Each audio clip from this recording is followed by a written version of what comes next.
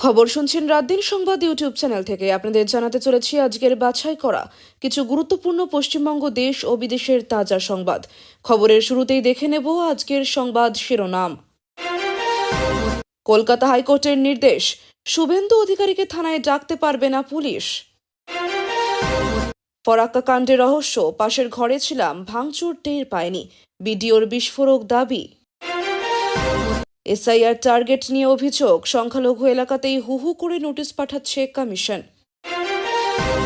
নিপা আতঙ্ক বাংলায়, আক্রান্তের সংস্পর্শে ৮২ জন, জারি জরুরি হেল্পলাইন। হায়দ্রাবাদে মন্দিরে হামলা, কংগ্রেস সরকারকে দুষছে বিজেপি। আইপ্যাক মামলায় বড় নির্দেশ, ২ সপ্তাহের জবাব তলব সুপ্রিম কোর্টের। এসআইআর নথি যাচাইয়ে মাধ্যমিকের অ্যাডমিট কার্ড গ্রহণযোগ্য নয়, স্পষ্ট কমিশন। নদিয়ায় চাঞ্চল্য, টিএমসি বিধায়কের বাড়ির নিচে মধুচক্র অভিযোগ। উর্দিপোরে রাজীব কুমার কিভাবে এমন কাজ, আইপ্যাক শুনানিতে ইডি আইনজীবীর বিস্ফোরণ। নন্দীগ্রামে আবেগ ঘন ছবি, সেবাশ্রয় অভিষেককে জড়িয়ে ধরলেন বৃদ্ধা। কাশ্মীর নিয়ে ভয়ঙ্কর হুমকি, হিন্দুদের গলা কাটার ডাক লস্কর কমান্ডারের। সিঙ্গুরে মোদির সভা নিয়ে বিতর্ক, জমির মালিকের অনুমতি নেই অভিযোগ। আবার নন্দীগ্রামে সেবাশ্রয়, পারলে আটকাও, চ্যালেঞ্জ অভিষেকের। এবার শুভেন্দুকে রোহিঙ্গা বলে আক্রমণ, প্রকাশ্য সভায় বিস্ফোরক মন্তব্য। ফরাক্কা এসআইআর কাজ ঘিরে বিদ্রোহ, ইস্তফা দিলেন ৯ মাইক্রো অবজারভার। ভোটের আগে বড় ইঙ্গিত, দলে দলে রাজ্যে ঢুকছে ইডি সিবিআই। এত লুকানোর কি ছিল, সুপ্রিম কোর্টে প্রশ্ন তুললেন তুষার মেহতা। রাজ্য কমিটিতে ঠাঁই নেই, শুভেন্দু ঘনিষ্ঠ কৌস্তভ সজল শঙ্কুরা ব্রাত্য। ভোটের মুখে নাশকতার ছক, মুর্শিদাবাদে আগ্নেয়াস্ত্র সহ গ্রেফতার ৩। শুভেন্দু ঘনিষ্ঠদের ছেঁটে ফেলায় খুশি আদি নেতারা, কোন দল তুঙ্গে। আগে সরি বল, টোল প্লাজায় হাইকোর্টের আইনজীবীকে মারধর।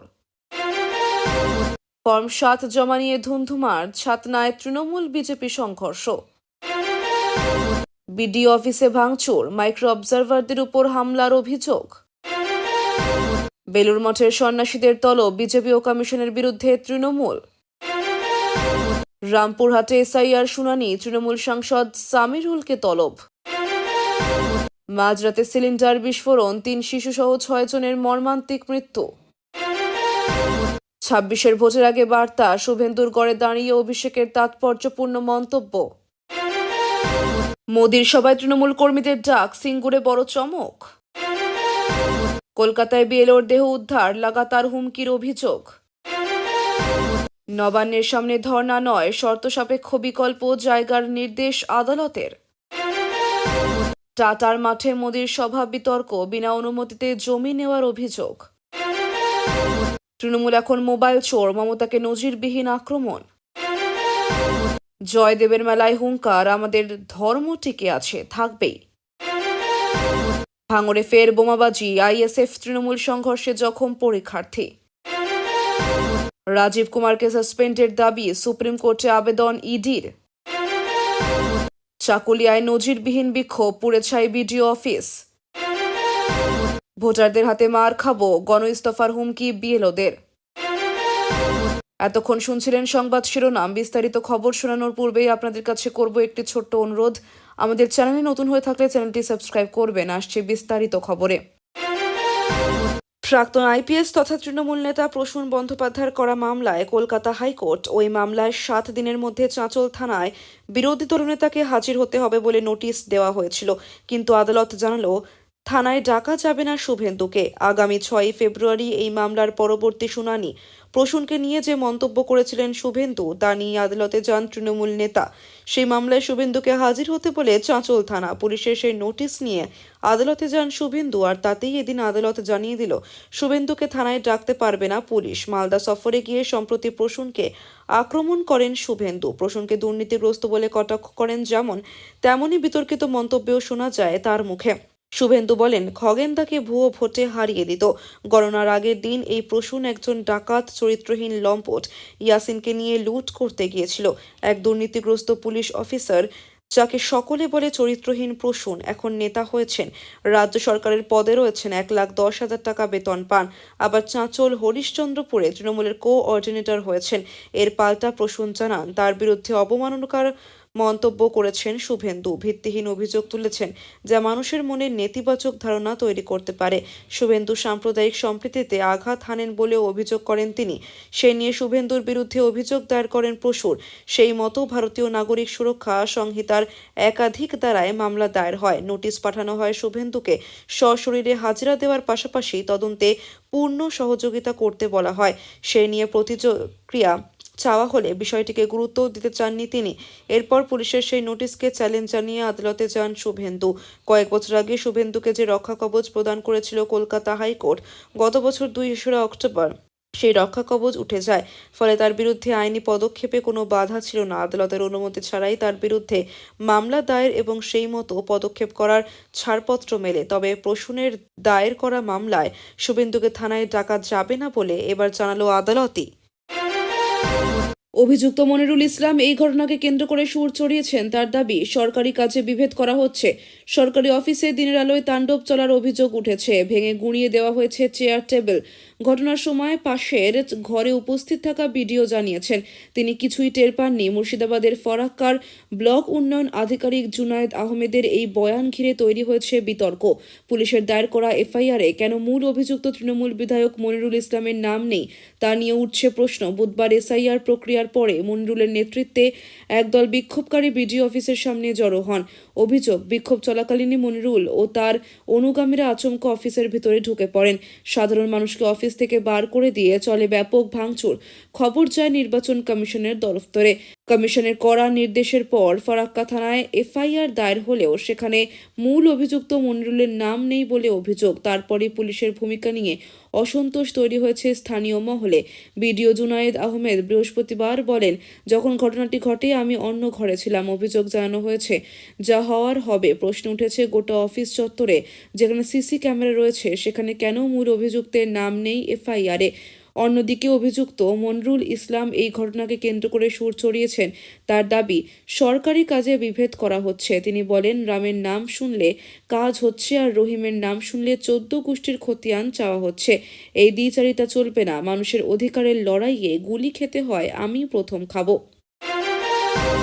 এসআইআর প্রক্রিয়া শুরুর পর থেকে তৃণমূল অভিযোগ করছে, নির্বাচন কমিশন কাজ করছে বিজেপির ইশারায়। রাজ্যে 1.5 কোটি মানুষের নাম ভোটার তালিকা থেকে বাদ দেওয়ার টার্গেট বেঁধে দিয়েছে বিজেপি। আর সেই টার্গেট পূরণের লক্ষ্যেই কাজ করছেন জ্ঞানেশ কুমাররা।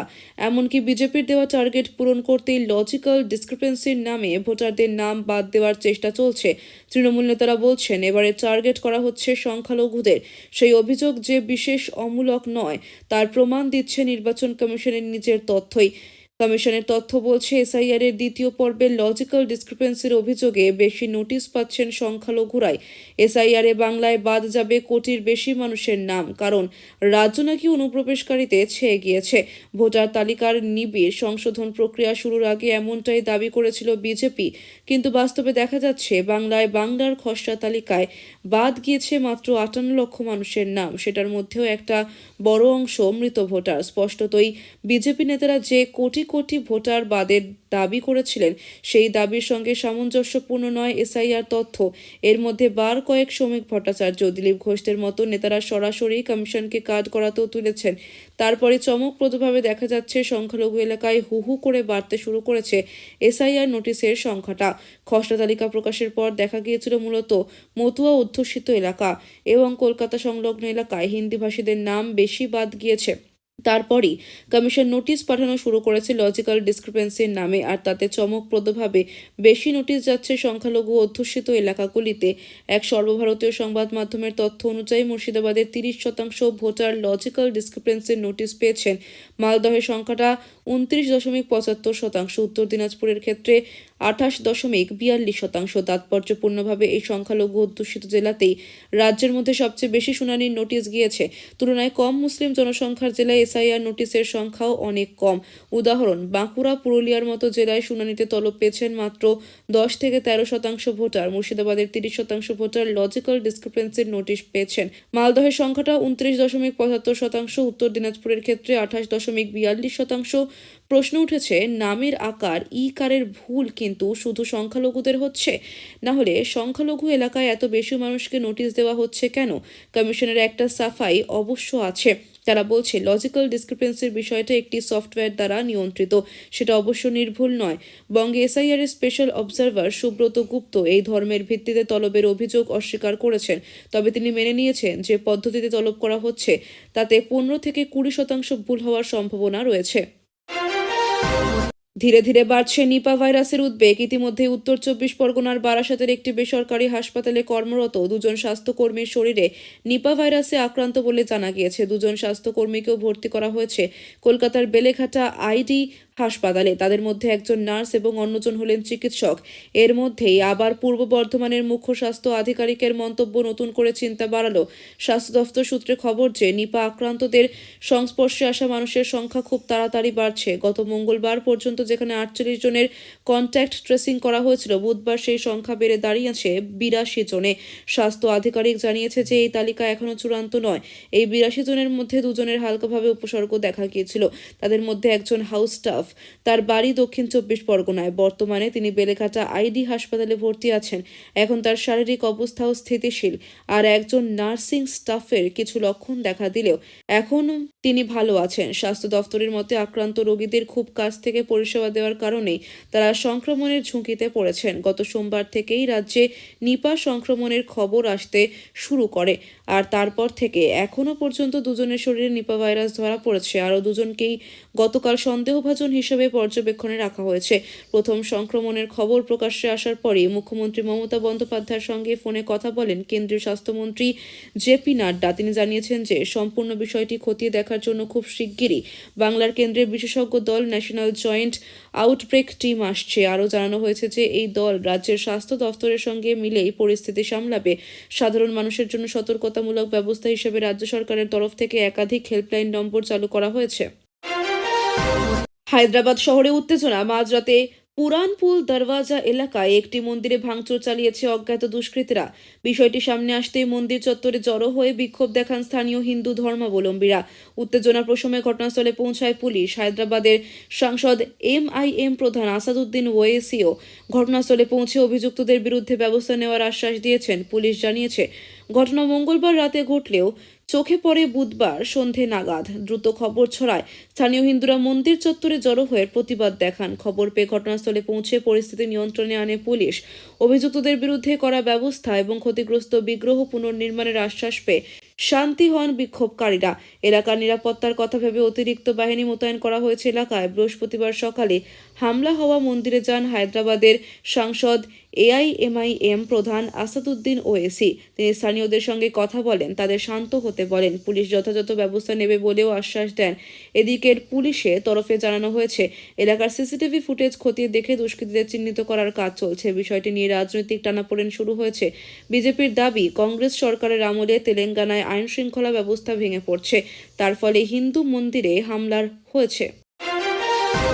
আইপ্যাক কাণ্ডে মুখ্যমন্ত্রী মমতা বন্দ্যোপাধ্যায় সহ ডিজিপি, সিপি এবং ডিসিপির কাছে জবাব তলব করল সুপ্রিম কোর্ট। আগামী 2 সপ্তাহের মধ্যে এই বিষয়ে হলফনামা জমা দিতে বলল শীর্ষ আদালত। ততদিন পর্যন্ত সব ডিজিটাল প্রমাণ সংরক্ষণ করার নির্দেশ দেওয়া হলো সুপ্রিম কোর্টের তরফে। অন্যদিকে বিভিন্ন থানায় ইডি আধিকারিকদের বিরুদ্ধে করা FIR দায়েরেরও উপরেও স্থগিতাদেশ জারি করল আদালত। ইডি অফিসারদের বিরুদ্ধে FIR রুজু করা হয়েছিল 2টি শেক্সপিয়ার সরণি থানায় এবং 2টি ECPS থানায়। তার উপরে পরবর্তী শুনানি পর্যন্ত জারি করা হলো স্থগিতাদেশ। শেক্সপিয়ার সরণি থানা ও ইলেকট্রনিক কমপ্লেক্স থানায় FIR উপরে জারি হলো এই স্থগিতাদেশ। ইডির দাবিকে মান্যতা দিয়ে বেঞ্চ জানায়, ওরা যখন সঙ্গে করে সার্চের অনুমতি নিয়ে গিয়েছিল তখন ধরে নিতে হবে গুড ফেইথই গিয়েছেন তারা।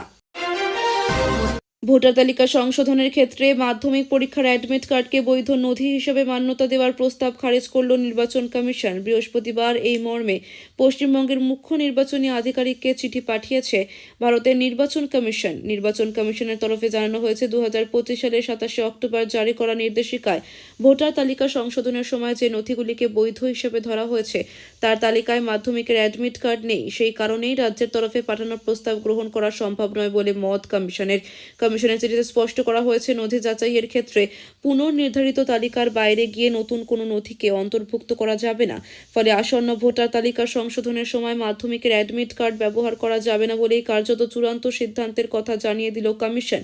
এই সিদ্ধান্তে বিশেষ করে প্রথমবার ভোটার তালিকায় নাম তোলার প্রক্রিয়ায় যুক্ত বহু পড়ুয়া ও তরুণ তরুণীর অসুবিধা হতে পারে বলে মনে করছে প্রশাসনের একাংশ। যদিও কমিশনের অবস্থান নথি যাচাইয়ের ক্ষেত্রে এরকম নিয়ম বজায় রাখাই স্বচ্ছতার জন্য জরুরি। ভোটের মুখে ভোটার তালিকা সংশোধন ঘিরে যখন রাজ্য জুড়ে তৎপরতা বাড়ছে, ঠিক তখনই কমিশনের এই সিদ্ধান্ত রাজনৈতিক ও প্রশাসনিক মহলে নতুন করে আলোচনার জন্ম দিল বলে মনে করছে ওয়াকিবহাল মহল। এই রাজ্যে তৃণমূলের বেশ কিছু নেতা আছেন যারা কথায় কথায় হুমকি হুঁশিয়ারি দিয়ে থাকেন, মূলত দলের কাছে পয়েন্ট বাড়ানোর জন্যই। যে তাদের এই চেষ্টা তা বলার অপেক্ষা রাখে না। তবে এই সমস্ত নেতাদের জামানত জব্দ হওয়া যে শুধুমাত্র সময়ের অপেক্ষা তা খুব ভালো মতোই জানেন সকলে। বর্তমানে এসআইআর নিয়ে তৃণমূলের আতঙ্ক এতটাই বৃদ্ধি পেয়েছে যে তারা হয়তো ঠিকমতো রাতে ঘুমোতে পারছে না, কারণ খুব ভালো মতোই তৃণমূল নেতারা জানেন যে এসআইআর এ সঠিকভাবে কাজ হলে অনেক অবৈধ ভোটারের নাম বাদ যাবে। এতদিন যাদের ভোটার তালিকায় রেখে তৃণমূল নিজেদের বৈতরণী পার করেছে, আর যত সময় যাচ্ছে ততই অবৈধ ভোটারের নাম বাদ পড়তে তৃণমূলের আতঙ্ক বৃদ্ধি পাচ্ছে। অন্তত তেমনটাই দাবি করছে বিরোধীরা, যার ফলস্বরূপ এবার রাজ্যের বিরোধী দলনেতাকে আক্রমণ করতে গিয়েও রীতিমতো খুশি তাই বলতে হচ্ছে রাজ্যের মন্ত্রী উদয়ন গুহকে। অতীতেও রাজ্যের বিরোধী দলনেতা থেকে শুরু করে রাজ্যের বিরোধী দলের উদ্দেশ্যে যা ইচ্ছে তাই বলেছেন রাজ্যের মন্ত্রী উদয়ন গুহ।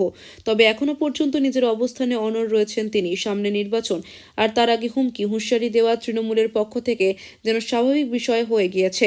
আর তার মাঝে নিজেদের অস্বস্তি ঢাকতেই কি এবার রাজ্যের বিরোধী দলনেতাকে এইভাবে আক্রমণ করে বসেন উত্তরবঙ্গ উন্নয়ন মন্ত্রী, যেখানে শুভেন্দু অধিকারী এবং নিশীথ প্রামাণিককে রোহিঙ্গা বলে আক্রমণ করলেন তিনি। শুধু তাই নয়, গ্রামে গ্রামে গিয়ে যদি বিজেপি নেতারা নির্বাচন কমিশন ভালো কাজ করছে বলে, তাহলে গ্রামের মানুষই তাদের আচ্ছা মতো বুঝিয়ে দেবে বলে মন্তব্য করতে দেখা গেল উদয়নবাবুকে। বিরোধীদের দাবি, উদয়নবাবুরা সবসময় রোহিঙ্গাদের নিয়েই নিজেদের ভোট বৈতরণী পার করেছে, তাই এখন সব জায়গাতেই রোহিঙ্গাদের দেখতে পাচ্ছেন তারা। শুভেন্দু অধিকারী এবং বিজেপি নেতারা সঠিকভাবে কাজ করছে, আর এসআইআরে যেভাবে রোহিঙ্গা অবৈধ ভোটারদের নাম বাদ যাচ্ছে তাতে উদয়ন গুহ খুব ভালো মতোই বুঝতে পারছেন যে তাদের জামানত জব্দ হওয়া শুধুমাত্র সময়ের অপেক্ষা। তাই এখন এই সমস্ত মন্তব্য করে রাজ্যের বিরোধী দলনেতাকে আক্রমণ করে তারা এখন ময়দানে টিকে থাকার চেষ্টা করছেন। তবে সব সময় শুভেন্দু অধিকারীর আতঙ্কে ভোগা তৃণমূল নেতারা যত তার সম্পর্কে তার বিরুদ্ধে মন্তব্য করবেন, ততই তারা জনতার থেকে বিচ্ছিন্ন হয়ে যাবেন এবং আগামী নির্বাচনে তাদের পরাজয় নিশ্চিত হবে বলেই দাবি গেরুয়া শিবিরের।